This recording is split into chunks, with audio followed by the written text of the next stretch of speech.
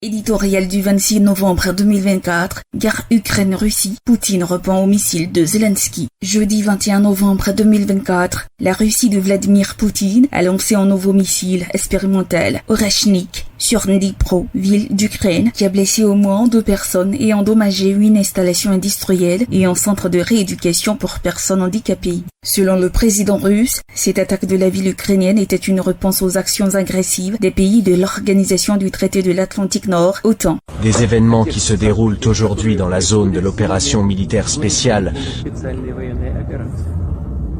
notamment après l'utilisation d'armes de longue portée fabriquées par l'Occident sur notre territoire.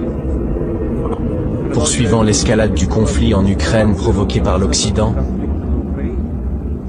les États-Unis et leurs alliés de l'OTAN ont précédemment déclaré qu'ils autorisaient l'utilisation de leur système d'armes de haute précision et à longue portée sur le territoire de la Fédération de Russie. En effet, le 17 novembre 2024, le président américain Joe Biden a autorisé l'Ukraine à frapper la Russie en profondeur avec des armes de longue portée américaines. Face à ces attaques, Vladimir Poutine affirme que la Russie procède à des essais de combat du nouveau système de missiles en réponse aux frappes ukrainiennes effectuées en début de semaine à l'aide de missiles américains et britanniques. Le 19 novembre, 6 missiles opérationnels tactiques ATACMS de fabrication américaine et, le 21 novembre, lors d'une attaque de missiles combinée par des systèmes Storm Shadow de fabrication britannique et HIMARS de fabrication américaine,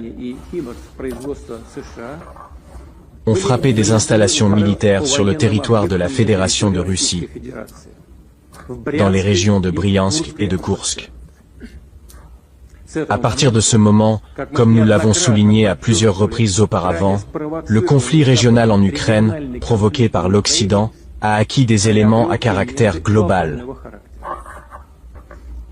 Nos systèmes de défense aérienne ont repoussé ces attaques.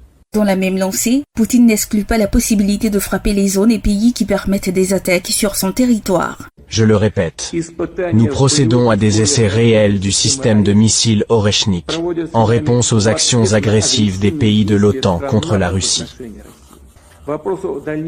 La question de la poursuite du déploiement de missiles à moyenne et courte portée sera décidée par nous, en fonction des actions des États-Unis et de leurs satellites. Nous déterminerons les cibles des nouveaux essais de nos systèmes de missiles les plus récents, en fonction des menaces qui pèsent sur la sécurité de la Fédération de Russie. Nous nous considérons autorisés à utiliser nos armes contre les installations militaires des pays qui permettent l'utilisation de leurs armes contre nos installations.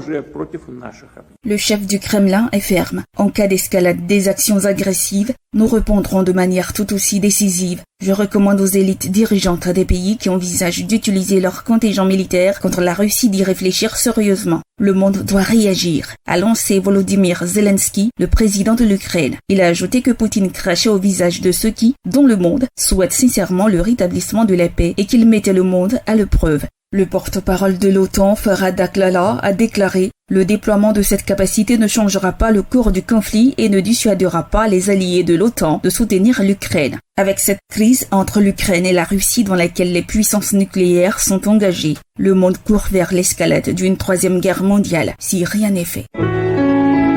APRA, Agence Presse Radio et Audio.